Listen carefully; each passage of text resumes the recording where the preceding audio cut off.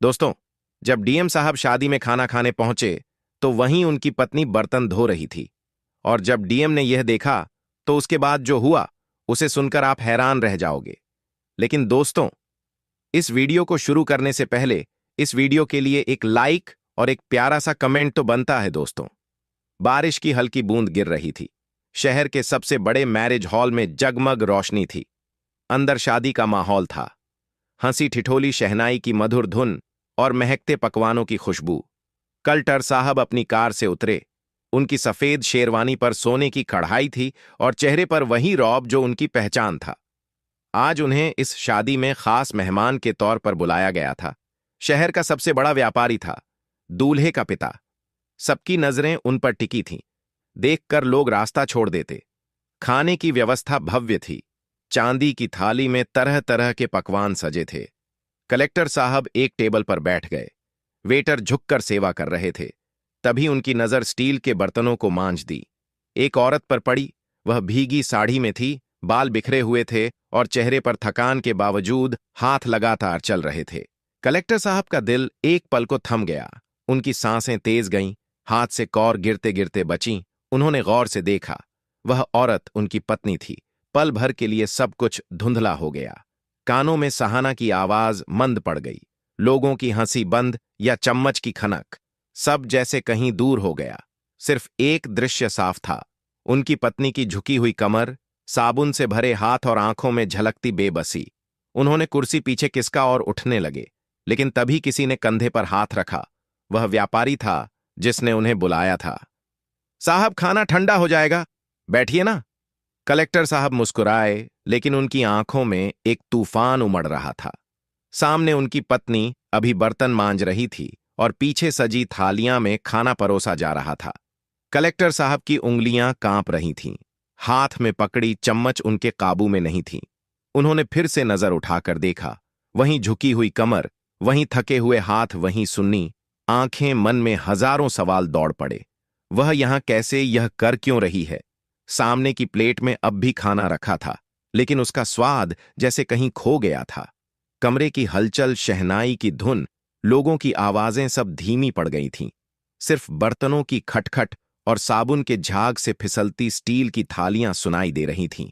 उनका मन किया कि उठकर सीधे उस औरत के पास जाए, पर शरीर जैसे बन गया था। चेहरे पर मुस्कुराहट बनाए रखना उनकी मजबूरी थी। आखिर वह कलेक्टर थे और यह एक बड़े आदमी की शादी थी। साहब, कुछ और चाहिए?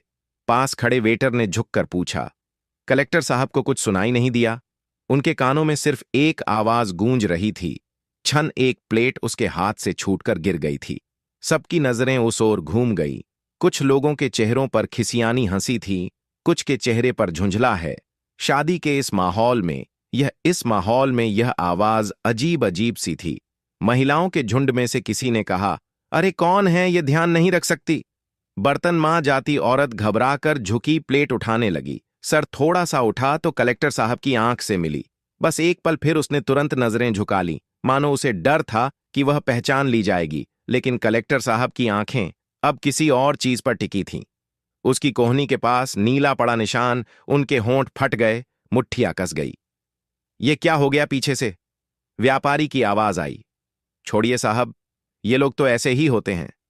कलेक्टर साहब ने उसकी ओर देखा, हल्की सी मुस्कान दी, लेकिन उनकी आंखों में कुछ और ही था। और फिर उन्होंने चम्मच नीचे रखा, कुर्सी पीछे खिसका और बिना कुछ कहे उठ खड़े हुए। उनके कदम धीमे मगर भारी थे। वह सीधे उस जगह की ओर बढ़ रहे थे जहां बर्तन मांजे जा रहे थे। कदम दर कदम उन्हें अतीत में खींच रहा था। उनके सामने वह दिन तैरने लगे। पहली बार उसकी हंसी सुनी थी, जब पहली बार उसके हाथों का स्पर्श महसूस किया था, जब उसने पहली बार उनकी आंखों में सपने देखे थे। लेकिन अब उसकी आंखों में बस थकान थी, पीड़ा थी और एक अनकहा डर था। बर्तनों के ढेर के पास जाकर कलेक्टर साहब रुके। हल्की ठंड में भी उनकी हथेलियां पसीने से भीग रही थीं। उनकी पत्नी अब भी प्लेट धोने में लगी थी, जैसे कुछ हुआ ही ना हो। शायद जानबूझकर उन्हें अनदेखा कर रही थी। देखिए, आप यहां क्या कर रहे हैं? उनकी आवाज धीमी थी मगर कांप रही थी। औरत का हाथ छिटक गया। उसने धीरे से सिर उठाया, मगर उनकी आंखों में नहीं देखा। फिर जल्दी से सर झुका लिया। बाकी बर्तन धोने वाली औरतें फुसफुसा लगीं। कुछ ने कलेक्टर साहब को देखा, कुछ उनकी पत्नी को। तुम्हें यहां नहीं होना चाहिए, कलेक्टर साहब ने दोबारा कहा। इस बार आवाज थोड़ी और भारी थी। पत्नी के होंठ कांपे, मगर वह चुप रही, बस अपने फटे हुए आंचल से गीले हाथ पहुंचने लगी। पीछे से किसी ने गला खड़ा वह व्यापारी था जिसके बेटे की शादी थी। चेहरे पर झूठी मुस्कान चिपकाए हुए बोला, अरे साहब, इन्हें तो छोड़िए, ये लोग अपनी मर्जी से काम करते हैं, जबरदस्ती थोड़े ही हैं, पैसे भी मिलते हैं, फिर भी नाटक करते हैं। कलेक्टर साहब ने धीरे से सर घुमाया। उनकी आंखों में कुछ था जो व्यापारी को बेचैन कर गया। पैसे मिलते हैं? कलेक्टर साहब ने शांत स्वर में पूछा। जी हां, मतलब जितना बनता है उतना देते हैं, पर इन लोगों की भूख कभी खत्म नहीं होती। व्यापारी ने हंसने की कोशिश की। कलेक्टर साहब ने फिर से अपनी पत्नी की तरफ देखा। उनके चेहरे पर जितनी थकान थी उससे कहीं ज्यादा छुपी थी। ऐसा लग रहा था जैसे वह कुछ कहना चाहती है, पर कह नहीं सकती। उन्होंने देखा, उसके गीले हाथ अब भी कांप रहे थे। उसकी कोहनी के पास का नीला निशान और गहरा लग रहा था। किसने मारा? कलेक्टर साहब की आवाज अचानक काली हो गई। पत्नी चौंक गई। बाकी औरतें सहम कर पीछे हट गईं। व्यापारी की हंसी अचानक गायब हो गई। साहब, ये आप क्या पूछ रहे हैं? उसने जबरदस्ती मुस्कुराने की कोशिश की कि कलेक्टर साहब ने एक गहरी सांस ली। उनके हाथ की नसें उभर आई थीं। किसने मारा? उन्होंने एक एक शब्द को चबाते हुए दोहराया। इस बार उनकी पत्नी ने धीरे से सिर उठाया। उसकी आंखों में आंसू थे, पर होंठ अब भी सिले हुए थे। सन्नाटा छा गया, और फिर कुछ ऐसा हुआ जिसने पूरी शादी में हलचल मचा दी। हॉल में हर कोई उनकी ओर देखने लगा। हलचल थम गई थी। शहनाई की धुन अब शोर लग रही थी। हंसी मजाक फीका पड़ गया था। लोग काना फूसी करने लगे। कलेक्टर साहब बर्तन मांजने वाली औरत से क्या बात कर रहे हैं? नहीं कहा, बस हाथ आगे बढ़ा दिया। उनकी नजरें उसकी पतली कलाई पर टिक गई, एक गहरे नीले निशान पर, जैसे किसी ने जोर से पकड़कर मरोड़ा हो। उनका गला सूखने लगा। तभी भीड़ में से एक औरत धीरे से फुसफुसाई, सुना है, मालिक की बीवी बहुत गुस्से में रहती है। कल भी एक लड़की को पीट रही थी। कलेक्टर साहब के सख्त हो गए। उन्होंने पत्नी की कलाई हल्के से पकड़ बहुत धीमे मगर ठहराव भरी आवाज में पूछा, किसने किया यह? इस बार पत्नी ने सिर उठाया। उनकी आंखें मिली। कुछ पल के लिए सब रुक गया। शोर, बातें, शहनाई, हलचल, सब उसकी आंखों में कुछ था, डर, झिझक और एक अनकहा सच। लेकिन होठों पर अब भी चुप्पी। साहब, व्यापारी की घबराई हुई आवाज आई, आप इन सब चीजों में क्यों पड़ रहे हैं? यह हमारा निजी मामला है। एक छोटी मोटी काम करने वाली को लेकर इतना गंभीर होने की जरूरत नहीं। कलेक्टर साहब ने उसकी ओर देखा। आंखों में कुछ ऐसा था कि व्यापारी चुप हो गया। छोटी मोटी काम करने वाली, कलेक्टर साहब की आवाज में ठंडक थी। व्यापारी हकलाने लगा, मेरा मतलब, यह सब घरेलू बातें हैं। आपको चिंता करने की जरूरत नहीं। आप तो चिंता करने की जरूरत नहीं। आप तो मेहमान हैं। प्लीज आइए कीपर। कलेक्टर साहब ने उसकी बात अनसुनी कर दी। उनकी आंखें अब भी पत्नी पर टिकी थीं। चलो यहां से, उन्होंने धीरे से कहा।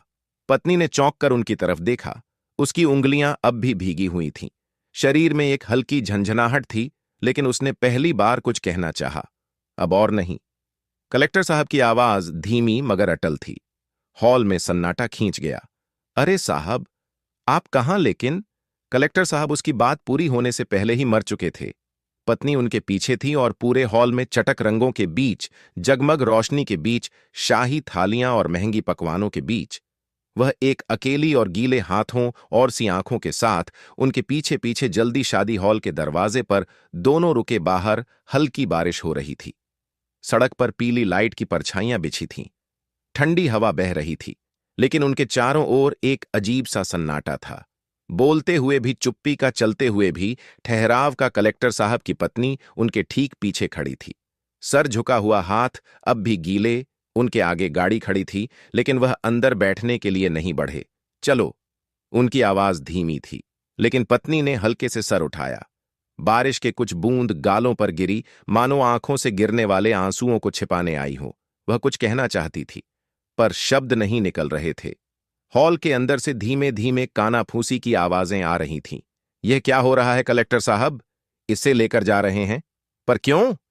अचानक व्यापारी तेजी से बाहर आया। उसके चेहरे पर जब हंसी थी, लेकिन माथे पर शिकन साफ थी। साहब, यह तो बहुत बात हो रही है। आप इसे यहां से ले जाकर क्या साबित करना चाहते हैं? कलेक्टर साहब ने कोई जवाब नहीं दिया। व्यापारी थोड़ा और आगे बढ़ा, आवाज धीमी मगर चुभती हुई। देखिए, यह आपके घर की नहीं है, यह हमारे यहां काम करती है। आप ऐसे इसे लेकर नहीं जा सकते। कलेक्टर साहब ने पहली बार उसकी तरफ बुरी तरह मुड़कर देखा। आंखों में एक अजीब सी नमी थी, लेकिन चेहरे पर वही पुराना रौब था। तुम्हें कैसे पता कि यह मेरे घर की नहीं है? व्यापारी ठिठक गया। उसने इधर उधर देखा, जैसे कोई सही जवाब खोज रहा हो। भीड़ अब दरवाजे तक आ चुकी थी। सबके चेहरे पर हैरानी थी। तभी पहली बार कलेक्टर साहब की पत्नी ने सिर ऊपर उठाया। उसकी आंखें सीधे व्यापारी की आंखों से मिलीं, और फिर कुछ ऐसा हुआ जिसने सबको चौंका दिया। शादी हॉल के दरवाजे पर सन्नाटा छा गया। हल्की बारिश की बूंदें टिन की छत पर टकरा रही थीं, लेकिन वहां खड़े लोगों के दिलों में जैसे कोई तूफान उमड़ रहा था। कलेक्टर साहब की पत्नी ने पहली बार सीधा व्यापारी की आंखों में देखा। उसकी भीगी पलकें कांपी, होंठ फड़फड़ाए, लेकिन वह कुछ कह नहीं सकी। सिर्फ उसकी सांसें तेज हो गईं। व्यापारी ने अटकी बेचैनी को निगलते हुए हंसने की कि अरे भाभी जी, आपको कोई गलतफहमी हुई है। आपने तो हमें पहले कभी बताया नहीं कि आप कलेक्टर साहब ने एक कदम आगे बढ़ाया। नाम क्या है तुम्हारा? उनकी आवाज भारी थी, लेकिन सीधी अपनी पत्नी से सवाल कर रही थी। पत्नी का गला सूख गया। उसकी उंगलियां आपस में उलझने लगीं। आंखों में नमी थी, लेकिन वह खुद को समेटने की कोशिश कर रही थी। कुछ पल बाद बहुत धीमे से फुसफुसाना आई। कलेक्टर साहब ने उसके नाम को दोहराया। उनके चेहरे पर जाने कैसा भाव था? दर्द, पछतावा, गुस्सा, अफसोस, या फिर कुछ और? तुम्हें किसने मारा? यह सवाल जैसे बिजली की तरह गिरा। भीड़ में खड़े लोगों की आंखें फैल गईं। शादी का माहौल अचानक अजनबी लगने लगा। गौरी चुप रही। उसके हाथ, जो अब तक एक दूसरे को जकड़े हुए थे, और कस गए। कलेक्टर साहब ने व्यापारी की तरफ देखा, जो अब हड़बड़ा आया। इसे किसने मारा? व्यापारी के माथे पर पसीना आ गया। हालांकि मौसम ठंडा था। उसने इधर उधर देखा, फिर जबरदस्ती हंसते हुए कहा, साहब, ये तो काम वाली औरतें हैं। कभी कभी थोड़ा डांट डपट करनी पड़ती हैं, नहीं तो यह सर पर चढ़ जाती है। इस बार कलेक्टर साहब की आंखें जल उठीं। तन डपट उन्होंने व्यापारी की आंखों में घूरते हुए कहा। व्यापारी को जैसे पहली बार एहसास हुआ कि उसने क्या कह दिया। उसकी हंसी गायब हो गई। गौरी ने अचानक हल्के से सर झुका लिया। शायद उसे डर था कि अब जो होने वाला था वह उसे कहीं और मुश्किल में न डाल दे। लेकिन तब कुछ ऐसा हुआ जिसकी उम्मीद वहां खड़े किसी ने नहीं की थी। गौरी ने बहुत धीरे से अपना हाथ उठाया और उस आदमी की ओर इशारा कर दिया जिसने उसे मारा था, और तभी में एक हलचल मच गई।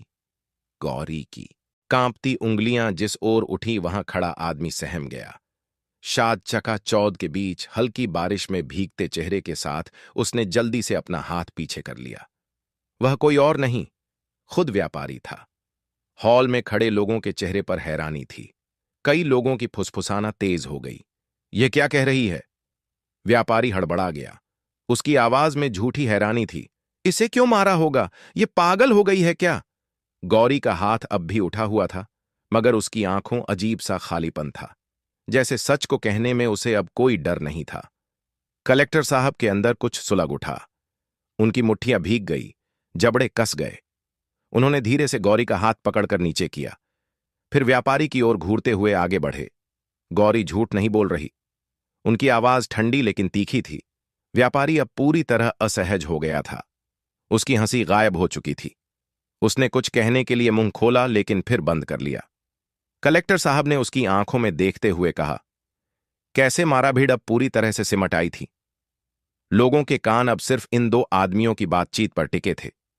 व्यापारी ने गला खड़ा, फिर खुद को संभालते हुए कहा, अरे साहब, आप तो जानते हैं ये लोग बहुत चालाक होते हैं। थोड़ा बहुत शक्ति निकले तो सर पर चढ़ जाते हैं। ने बस हल्का सा समझाया था। ये तो हाथ उठाया। कलेक्टर साहब की आवाज में एक ठंडी लहर दौड़ गई। व्यापारी अब बुरी तरह पसीने पसीने था। ना नहीं, मेरा मतलब देखिए साहब, ये औरतें बात का बतंगड़ बना देती हैं। लेकिन कलेक्टर साहब अब उसकी सफाई सुनने के मूड में नहीं थे। उन्होंने एक गहरी सांस ली और अपने कोट की जेब में हाथ डालकर कुछ निकाला। व्यापारी की आंखें चौड़ी हो गईं। गौरी ने भी शक कर कलेक्टर साहब की ओर देखा। भीड़ में फुसफुसाना है और फिर कलेक्टर साहब ने जो किया उसने पूरी शादी को हिलाकर रख दिया। हवा में अजीब सा तनाव घुल गया था। शादी की जगमगाती रोशनी अब फकी लगने लगी थी। बारिश तेज हो गई थी, लेकिन वहां खड़े लोगों की उत्सुकता उससे भी ज्यादा तेज थी। कलेक्टर साहब की जेब से निकली चीज चमक रही थी। उनका सरकारी पहचान पत्र। उन्होंने व्यापारी के सामने उसे लहराया और बहुत धीमे लेकिन सख्त आवाज में बोले, तुम जानते हो कि किसी महिला के साथ मारपीट करना अपराध है। व्यापारी के चेहरे का रंग उड़ गया। साहब, मेरा मतलब, तुम्हें इसका अंजाम पता है? कलेक्टर आंखों में झांकते हुए पूछा। गौरी चुपचाप खड़ी थी। शायद उसे अब भी यकीन नहीं हो रहा था कि कोई उसके लिए इस तरह खड़ा हो सकता है। भीड़ में कानाफूसी शुरू हो गई। कलेक्टर साहब ने तो अब मामला बड़ा बना दिया। देखना, अब यह व्यापारी नहीं बचेगा। कलेक्टर साहब ने एक गहरी सांस ली और सीधे पुलिस को फोन लगाया। एक महिला के शोषण और हिंसा की शिकायत दर्ज करिए। घटनास्थल शादी हाल, आरोपी यही का मालिक। व्यापारी के पैरों तले जमीन खिसक गई। साहब, मैं माफी मांगता हूं। एक गलती हो गई। आप इसे इतना बड़ा मुद्दा मत बनाएं। लेकिन कलेक्टर साहब अब अनसुना कर चुके थे। उनकी नजरें अब गौरी पर थीं। गौरी, अब तुम यहां नहीं रहोगी। उनकी आवाज में एक अजीब सा सुकून था। गौरी ने चौंक कर उनकी ओर देखा। उसकी आंखों में नमी थी। होंठ कुछ कहने के लिए हिले, लेकिन कोई शब्द नहीं निकला। तुम्हें अब अपने लिए खड़ा होना सीखना होगा, कलेक्टर साहब ने कहा। डर कर रहोगी तो लोग और सताएंगे। आज नहीं बोले तो कल फिर यही होगा। गौरी की आंखों से एक आंसू गिर पड़ा। पुलिस की गाड़ी गेट के पास आ चुकी थी। 2 पुलिसकर्मी अंदर आए और व्यापारी की ओर, बड़े साहब प्लीज बचा लीजिए, आपकी इज्जत का सवाल है, आप इसे ऐसे मत कीजिए। व्यापारी गिड़गिड़ा लगा, लेकिन कलेक्टर साहब ने कोई जवाब नहीं दिया। उन्होंने गौरी की ओर देखा और हल्के से सिर हिलाया। गौरी ने पहली बार अपनी आंखें ऊंची की। मुझे गवाही देनी है। उसकी आवाज धीमी लेकिन दृढ़ थी। व्यापारी को पुलिस पकड़कर ले जा रही थी। भीड़ अब भी खड़ी थी। गौरी ने कलेक्टर साहब को देखा।